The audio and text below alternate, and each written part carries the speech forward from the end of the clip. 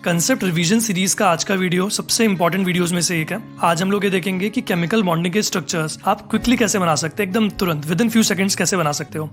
किसी ने आपसे बोला आप कार्बोनेट का स्ट्रक्चर बताओ, आप CO2 का स्ट्रक्चर बनाओ, आप NO2 माइनस का बनाओ, फॉस्फेट का, सल्फेट का, सल्फाइड का, NO3 माइनस का, XgO3, XgO2F2, XgF6, XgF2, XgF4, कोई भी रैंडम सेल आपके सामने आया आप विद इन फ्यू सेकंड्स तुरंत बना सकते हो। सबसे पहली चीज, अगर आपका central atom second period element है, मतलब कार्बन, नाइट्रोजन, ऑक्सीजन या फ्लोरीन में से कोई एक है, तो उनकी चाहत क्या होती है? उनकी चाहत होती है अपने ऑक्टेट को कंप्लीट करना।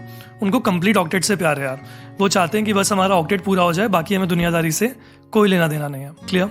फिर अगर थर्ड पीरियड है उसके बाद वाले कोई हुए तो ऑक्टेट कंप्लीट होने के बाद उनके मन में एक और लालच आता है कि भैया ऑक्टेट तो पूरा हो गया, अच्छी बात है, लेकिन हमें हमारा फॉर्मल चार्ज भी जीरो करने का है। ठीक है, इसका मतलब उन्हें जीरो फॉर्मल चार्ज भी बहुत पसंद है। तो मैंने क्या बोला, अगर सेकंड पीरियड का एलिमेंट है तो उसको केवल अपना ऑक्टेट कंप्लीट करने से मतलब है, और अगर थर्ड पीरियड है उसके बाद वाला है तो उसको ऑक्टेट कंप्लीट करने के बाद अपना फॉर्मल चार्ज भी जीरो करना मांगता है। बात लिया? अच्छा, ये बात भी समझ में आ गई। अच्छा, फॉर्मल चार्जेस आपको निकालने आते हैं या नहीं आते हैं? अगर नहीं आते हैं तो यहाँ पे लिंक शो हो रहा होगा, उस लिंक पे जाके वो छोटा सा वीडियो है उसको तुरंत देख लो। और अगर आती भी हैं और अगर आप किसी फॉर्मूले का इस्तेमाल करके निकालते हो तो वैसे हमें नहीं निकालना है। मैंने इस वीडियो के अंदर जो यहाँ पे लिंक शेयर्ड है बहुत प्रॉपर एक तरीका बताया है कि आप विद इन सेकेंड्स कैसे फॉर्मल चार्ज निकाल सकते हो विदाउट यूजिंग एनी फॉर्मूला। तो पहले उस वीडियो को देखो, देन इस वीडियो पर आओ। ठीक है, आगे कंटिन्यू करते हैं। कुछ पॉइंट्स आपको याद रखना है जो हमारे काम आएंगे स्ट्रक्चर्स को बनाने में। कौन से पॉइंट्स हैं वो? देखो, मान लो ऑक्सीजन ने अगर एक सिंगल बॉन्ड बनाया तो उस पर लोन पेयर कितने आएंगे यार? ऑब्वियसली वो सेकंड पीरियड गए तो उसको अपना ऑक्टेट कंप्लीट करना है, तो 2 इलेक्ट्रॉन्स तो उसके पास इस बॉन्ड में आ गए, 6 और हमने इलेक्ट्रॉन्स लगा दिए, मतलब 3 लोन पेयर्स लगा दिए ताकि उसका ऑक्टेट कंप्लीट हो जाए। बात समझ में आ गई? अगर ऑक्सीजन ने डबल बॉन्ड बनाया है तो 2 लोन पेयर लगाने होंगे ताकि 8 इलेक्ट्रॉन हो जाए। अगर ट्रिपल बॉन्ड बनाया है तो सिंगल लोन पेयर। लॉजिकल चीज़ है। ठीक है, नेक्स्ट चीज़ आती है फॉर्मल चार्जेस। अगर सिंगल बॉन्ड बनाया है तो ऑक्सीजन पे फॉर्मल चार्ज कितना आएगा? -1। आप निकाल के देख सकते हो। कैसे निकालना है? फॉर्मल चार्ज निकालने के वीडियो पे जाके देख सकते हो। एक बार मैं जल्दी से बता भी देता हूँ। हमें क्या करना होता है, हमें बॉन्ड को बीच से तोड़ना होता है, और एक बॉन्ड में 2 इलेक्ट्रॉन होते हैं तो उन दोनों इलेक्ट्रॉन्स को हमें बांट देना होता है एक एक। ठीक है, तो इस ऑक्सीजन के पास कितने इलेक्ट्रॉन्स हो गए? टोटल हो गए 7। और वैलेंस इलेक्ट्रॉन कितने होते हैं ऑक्सीजन के पास? होते हैं 6, लेकिन इस केस में आ रहे हैं 7, मतलब एक ज़्यादा आ रहा है, तो फॉर्मल चार्ज कितना हो गया? -1। बात समझ में आई? सेकेंड वाले का ही बता देता हूँ। बॉन्ड को बीच से तोड़ो, एक बॉन्ड में होते हैं 2 इलेक्ट्रॉन्स, तो ऐसे बंटवारा कर दो। तो इस ऑक्सीजन के पास टोटल इलेक्ट्रॉन्स कितने आ गए? 6, और इसके वैलेंस इलेक्ट्रॉन्स भी ऑक्सीजन के कितने होते हैं? 6 ही होते हैं। इसका मतलब फॉर्मल चार्ज इसका 0 आ गया। इस केस में देखो, यहाँ से एक आया, एक आया, एक आया, तो टोटल इलेक्ट्रॉन्स कितने आ गए ऑक्सीजन के पास? 5। वैलेंस इलेक्ट्रॉन्स होते हैं ऑक्सीजन के 6, लेकिन आ रहे हैं यहाँ पे 5, मतलब एक कम है, तो आ गया +1। इसी तरीके से फॉर्मल चार्जेस आप हमेशा निकाल सकते हैं विदाउट यूजिंग एनी फॉर्मूला। बात क्लियर है? अच्छा, तो हमने यहाँ पे क्या देखा? हमने देखा कि जब भी ऑक्सीजन सिंगल बॉन्ड बनाएगा तो उस पर फॉर्मल चार्ज आएगा -1 और 3 लोन पे रहेंगे।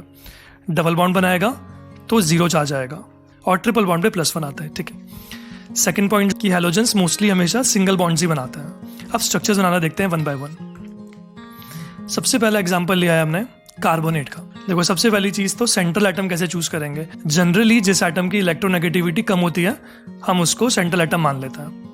तो ऑक्सीजन कार्बन में से किसकी इलेक्ट्रोनेगेटिविटी कम है? कार्बन की, तो वो हो गया है हमारा सेंट्रल एटम। अच्छा, अब हमें एक चीज पता है कि ऑक्सीजन पर -1 चार्ज कब आता है? जब वो सिंगल बॉन्ड बनाता है, और यहाँ पे -2 चार्ज आ रहा है। इसका मतलब 2 ऑक्सीजन सिंगल बॉन्ड बना रहे होंगे, एक जिस पे आएगा माइनस चार्ज और दूसरा जिस पर आएगा माइनस चार्ज। 3 ऑक्सीजन है टोटल, मतलब एक ऑक्सीजन बच गया, तो वो क्या बना रहा होगा? पक्का डबल बॉन्ड बना रहा होगा। फिर आप सारे ऑक्सीजन का ऑक्टेट कंप्लीट कर दो। सिंगल बॉन्ड बनाया, 2 इलेक्ट्रॉन्स हैं, तो 3 लोन पेयर्स बना दो। यहाँ पे 2 लोन पेयर्स, यहाँ पे 3 लोन पेयर्स। ठीक है, अब कार्बन का चेक करो, क्या इसका ऑक्टेट कंप्लीट आ रहा है? हाँ, 4 बॉन्ड बना रखे हैं, मतलब 8 इलेक्ट्रॉन्स हो गए, मतलब इसका ऑक्टेट कंप्लीट है। And since carbon second period का एलिमेंट है, इसका मतलब ये ऑक्टेट कंप्लीट करने से खुश है। और जब आप कार्बन का फॉर्मल चार्ज निकालोगे तो वो भी यहाँ पे 0 आएगा। ठीक है, तो कार्बन का 0 आया, इस ऑक्सीजन 0 है, इन दोनों ऑक्सीजन का -1 है, तो ओवरऑल चार्ज कितना आ गया? -2, और वही तो आना चाहिए था। किसी ने बोला भैया CO2 का बनाओ। सिंपल, कार्बन बना, सेंट्रल एटम, ओवरऑल कुछ भी नेगेटिव चार्ज नहीं आ रहा है। इसका मतलब दोनों ऑक्सीजन कैसा बॉन्ड बनाएंगे? Double bond. कार्बन का ऑक्टेट पूरा हो गया है? हाँ, हो गया है, सिंपल हो गया। NO2-। अच्छा, -1 चार्ज आ रहा है, मतलब एक ऑक्सीजन सिंगल बॉन्ड बनाएगा और दूसरा ऑक्सीजन डबल बॉन्ड बनाएगा। क्लियर? अच्छा, नाइट्रोजन सेकंड पीरियड का है, क्या उसका ऑक्टेट कंप्लीट हुआ? नहीं, 3 बॉन्ड्स बना रखे हैं केवल, मतलब 6 इलेक्ट्रॉन से भी ऑक्टेट पूरा नहीं हुआ है। इसका मतलब आपको एक लोन पेयर लगाना पड़ेगा। बात समझ में आई? तो अब इसका ऑक्टेट पूरा हो गया है। अब नाइट्रोजन का फॉर्मल चार्ज निकाल के देखो कितना आएगा। यहाँ से बॉन्ड तोड़ोगे तो 1 इलेक्ट्रॉन आएगा, यहाँ से बॉन्ड तोड़ोगे तो 2 इलेक्ट्रॉन्स आएंगे। तो टोटल इलेक्ट्रॉन्स कितने हो गए नाइट्रोजन के पास? टोटल 5 हो गए। और नाइट्रोजन के वैलेंस इलेक्ट्रॉन्स भी 5 होते हैं, मतलब फॉर्मल चार्ज कितना हो गया? 0। बात समझ में आई? इसका मतलब इस ऑक्सीजन पे फॉर्मल चार्ज है -1, इस पे 0, इस पे 0, तो टोटल कितना आ गया? -1। क्लियर? और एग्जाम्पल देखते हैं। PO4 3 माइनस आया, 3 नेगेटिव है, मतलब 3 ऑक्सीजन सिंगल बॉन्ड्स बनाएंगे और जो चौथा ऑक्सीजन बचा वो बनाएगा डबल बॉन्ड। फॉस्फोरस क्योंकि सेकंड पीरियड का एलिमेंट नहीं है तो हमें इसमें क्या चेक करना है कि इसका फॉर्मल चार्ज 0 आना चाहिए। चेक करते हैं इसका फॉर्मल चार्ज। कैसे करते हैं? बॉन्ड तोड़ते हैं। टोटल इलेक्ट्रॉन्स कितने हैं फॉस्फोरस के पास? 5। और इसके वैलेंस इलेक्ट्रॉन्स भी कितने होते हैं? 5, क्योंकि नाइट्रोजन फैमिली का है। तो इसका फॉर्मल चार्ज कितना हो गया? 0। इसका मतलब आपको कोई लोन पेयर लगाने की जरूरत नहीं है। Structure is complete. Next sulphate, 2 negative आ रहा है, मतलब 2 ऑक्सीजन सिंगल बॉन्ड्स बना रहे होंगे और बाकी 2 बचे हुए डबल बॉन्ड्स बना रहे होंगे।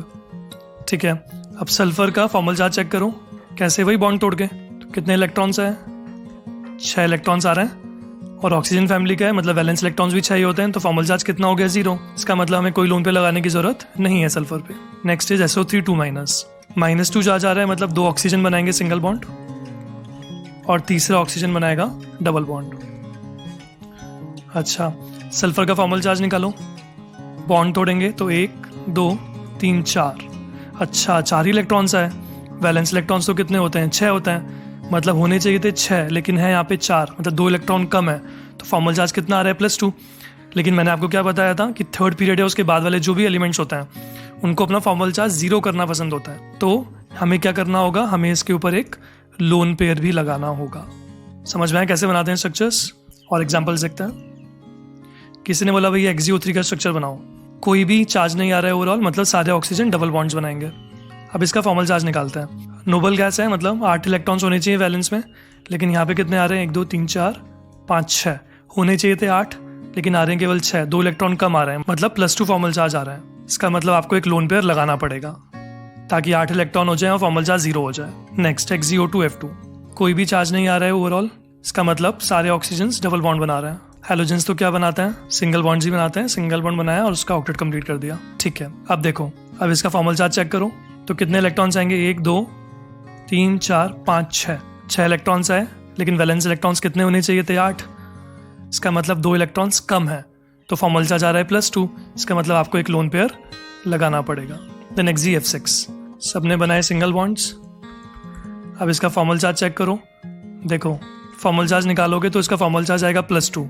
इसका मतलब आपको एक लोन पेयर लगाना पड़ेगा ताकि फॉर्मल चार्ज इसका 0 हो जाए। तो एकदम समझ में आ गया कि अगर सेकंड पीरियड का एलिमेंट होता है तो आपको केवल ऑक्टेट कंप्लीट करना होता है, और अगर सेकंड पीरियड के अलावा कोई होता है तो आपको उसका फॉर्मल चार्ज भी 0 करने की कोशिश करनी पड़ती है लोन पेयर लगाकर।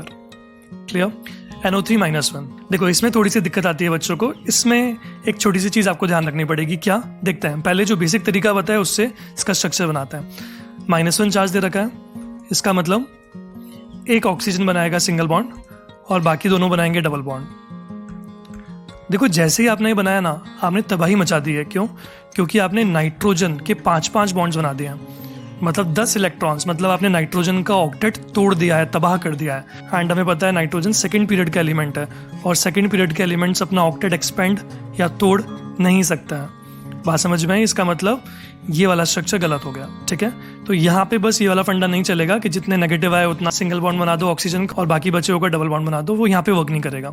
तो आपको क्या करना होगा? सिंपल है, फिर क्या करो? फिर बस एक ही डबल बॉन्ड बनाओ और बाकी दोनों सिंगल बॉन्ड्स बना दो। लेकिन इससे तो एक गड़बड़ हो रही है। वो क्या? कि ओवरऑल चार्ज कितना आ रहा है? -1 मतलब -2, लेकिन आना तो चाहिए था -1।